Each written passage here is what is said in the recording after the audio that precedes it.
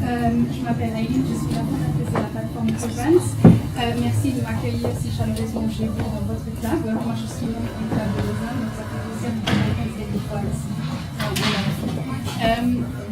J'aimerais bien démarrer ma présentation, me semble-t-il. Elle vient de disparaître.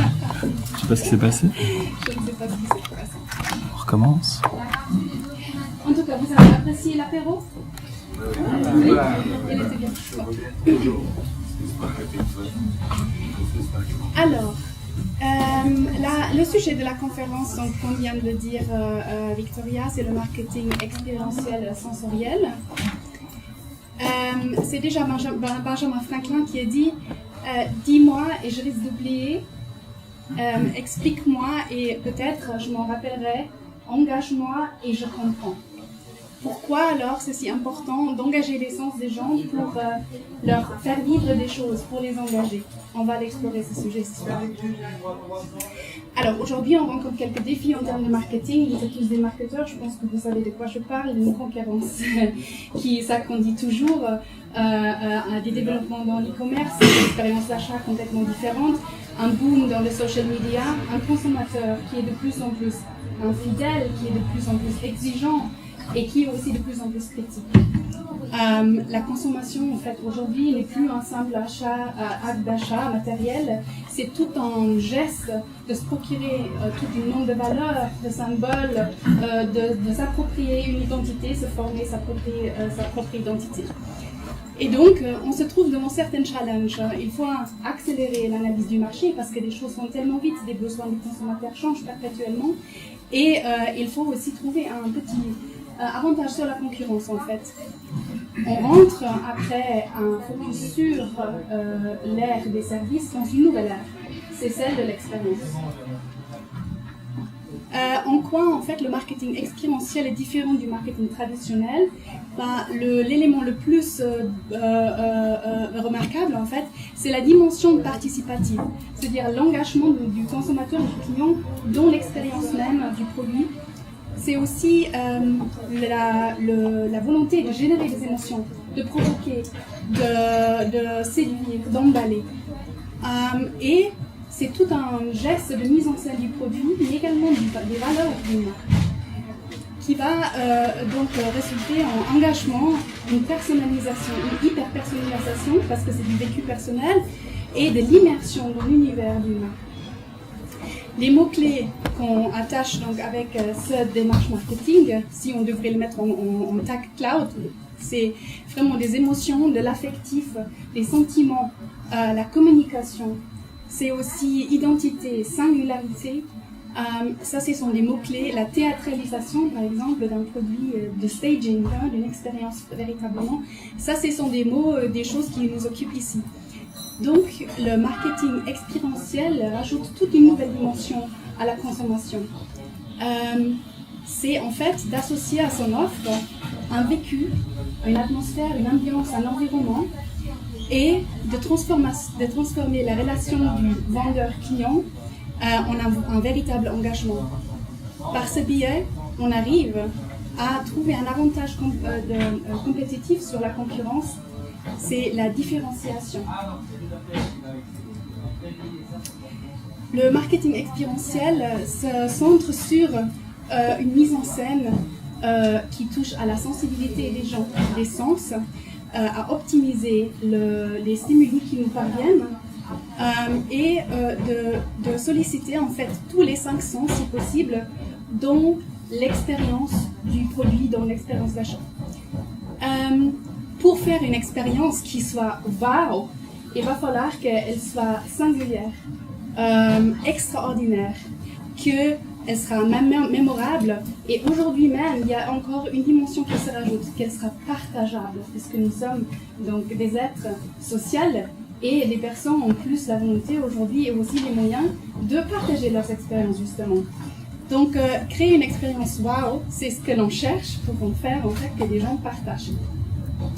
L'expérience en elle-même, c'est pas seulement uniquement sur le point de vente non plus, ni sur le produit. Il y a un avant, il y a un pendant et il y a un après qui n'est pas à négliger. Le marketing sensoriel fait quelque part partie du marketing expérientiel, c'est une partie de l'ensemble de marketing expérientiel. Et pourquoi? Parce que le consommateur, il accède à une expérience à travers ses sens et on cherche là, en fait, à l'engager, à faire de lui un acteur même de l'expérience qu'il est en train de vivre. Donc c'est vraiment une forme de coproduction.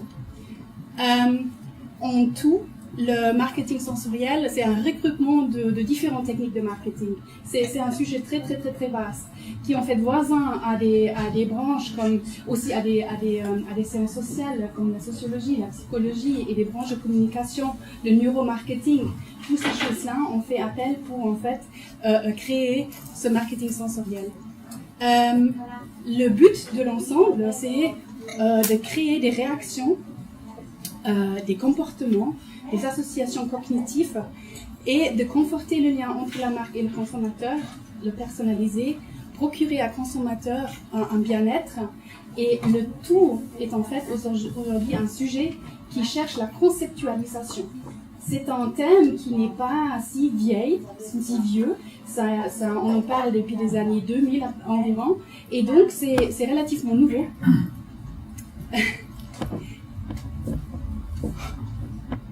Je suis désolée. On arrive. C'est bizarre. Un petit souci technique. Je suis désolée. Ça, c'est pas une bonne expérience par contre. Je pense que vous êtes d'accord. On y va. Voilà. Un peu de science justement, donc je vous recommande à lire, si vous êtes intéressé par la suite, je peux vous faire partie des ressources justement. Martin Lindström, qui est un expert en branding, qui traite des campagnes et des projets de research global en fait, très connu. Lui, lors d'un projet énorme sur 13 pays, des milliers de participants, 600 chercheurs et tout ça, il a trouvé en fait que les sens, donc au niveau de l'importance, se révèlent ainsi. Donc c'est la vision, c'est l'odorat, l'œil, le goût et le toucher en premier. Par contre, l'aspect dont crée la loyauté d'un consommateur envers une marque est tout s'inverse en fait. Les sens chimiques, comme le goût et l'odorat, figurent tout en haut. Et puis, on passe par exemple par la vue juste en bas. Parce qu'en termes d'implication, c'est celui qui nécessite le moins d'engagement. Une petite glace. Ça va mieux? Beaucoup mieux. Merci. Voilà. Cette recherche a également révélé que plus une marque a de la profondeur sensorielle, plus qu'elle est reconnue, elle est comprise par ses consommateurs et mieux on s'en rappelle en fait. Mieux que ça touche au sens, c'est ça ce que ça veut dire. Donc mieux que ça touche au sens, mieux qu'on s'en rappelle, mieux que on s'applique et on crée des relations fortes. Et il en sortait également que l'expérience sensorielle qui procure des marques est en étroit lien avec la loyauté des consommateurs envers elles. Puis, le pouvoir sensoriel d'une marque touche également à l'intention de l'achat, renforce l'intention de l'achat du consommateur. Donc ça, c'est très important à retenir.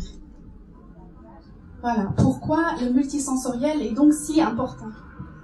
Beaucoup de marques, en fait, se focalisent uniquement sur la vue, les aspects visuels, les logos, les supports print, tout ça. Certaines marques jouent sur les deux vecteurs, vue et œil, comme par exemple par la publicité. Pardon?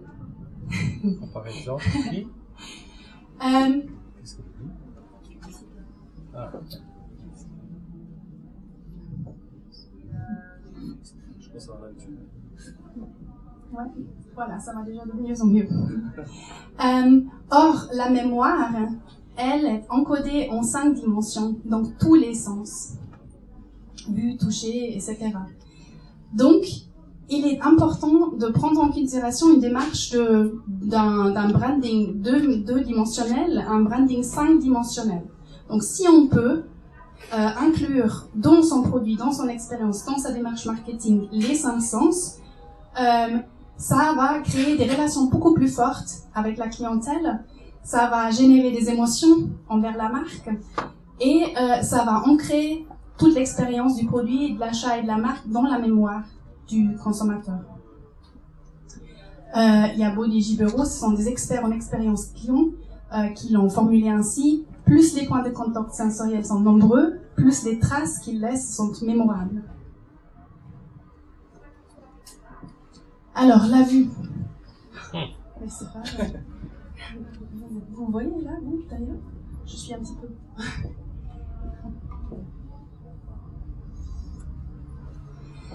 Alors, la vue, en fait, c'est le sens le plus développé.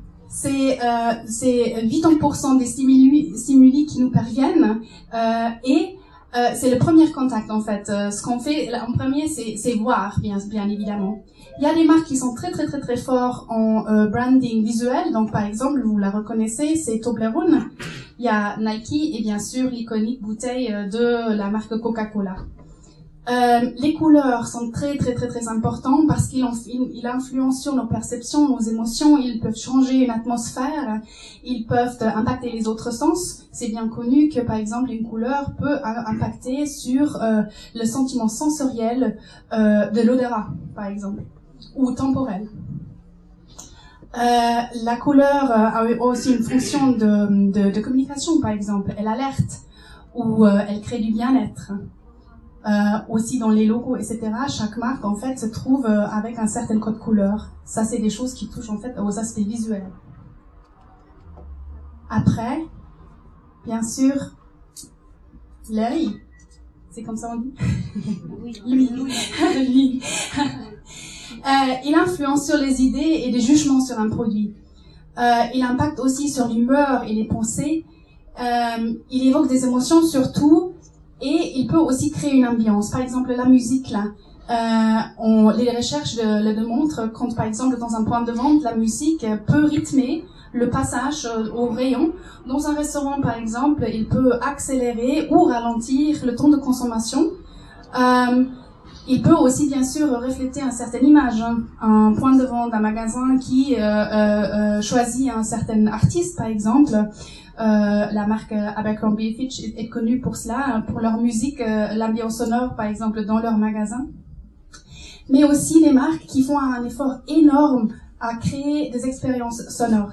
Donc voilà, l'iconique son de l'Harley Davidson, je pense tout le monde peut l'imaginer, il peut l'imaginer s'il n'est pas connu. Aussi, dans vos bols de céréales le matin, par exemple, le snap qui font les Cineminis, et je suis d'ailleurs contente de vous le faire découvrir par la suite, vous allez les retrouver. C'est un son qui est travaillé, rien n'est laissé à hasard en fait. Et aussi bien sûr Starbucks, c'est pas pour les cafés. C'est pour l'ambiance sonore dans les restaurants, pour toute l'ambiance qui est créée, que souvent les gens vont. Starbucks est connu pour ça, leur programmation musicale par exemple. Après l'odorat bien sûr, très important. Ça crée un lien émotionnel très fort. Ça nous fait replonger dans notre enfance, ça évoque des souvenirs. La fameuse Madeleine de Proust, ça vient de là. C'est le seul sens en fait qui va directement en lien avec le cerveau. Tous les autres, ça passe par des petits récepteurs, etc. L'odorat, ça passe direct au cerveau. Et donc, il est très important en branding justement, aussi personnel.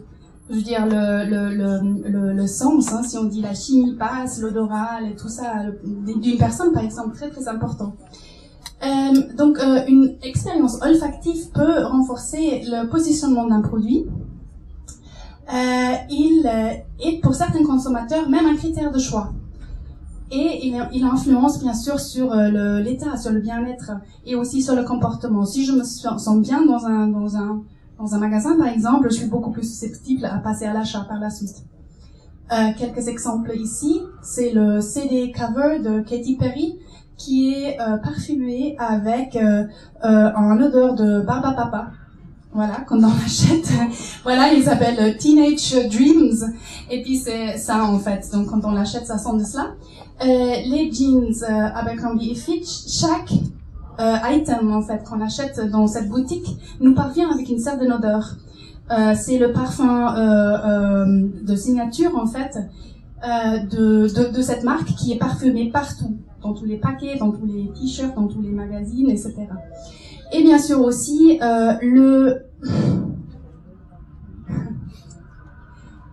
l'odorat qui s'invite au web à travers, par exemple, des inventions comme l'a fait Jean-Paul Gaultier, un USB clé qui diffuse en fait le parfum, le mal, et qui nous procure une certaine expérience lorsqu'on surfe sur le web.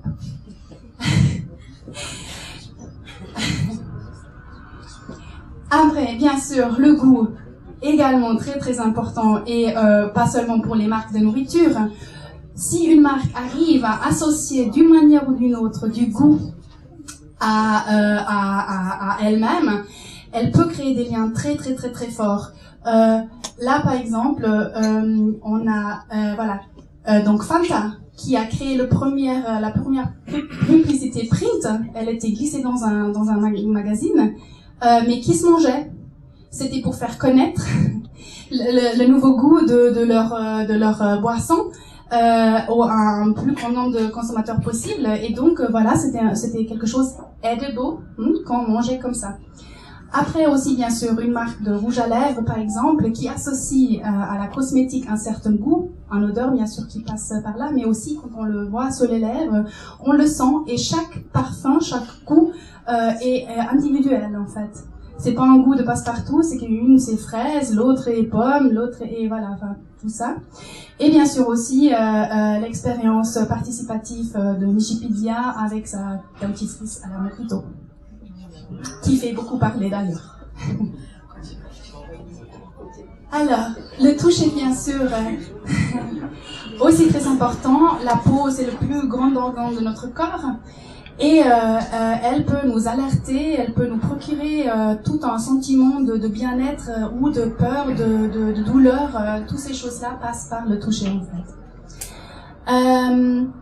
Ce sont des choses qui sont en lien avec la texture, par exemple, des produits, et qui nous procurent de bien-être ou bien du confort.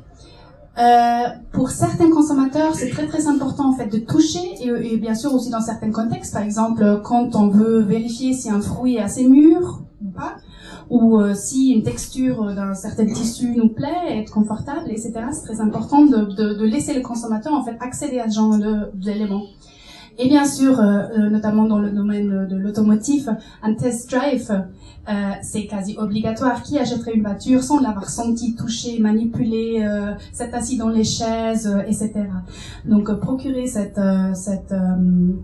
manière de pouvoir accéder, toucher, peut-être tester une fonctionnalité ou obtenir des informations justement par une geste tactile, c'est très important. Maintenant, on arrive à la pause, et c'est à vous en fait de éveiller vos sens et d'accéder à des expériences qui nous ont procuré les marques. Donc Bulgari qui va vous faire découvrir par le goût, l'odorat, et aussi la marque Camille Bloch qui va vous faire déguster des petits chocolats. Voilà. Vous pouvez venir, participer, vous engager, parler aux gens, bouger un petit peu les jambes, et après on reprendra.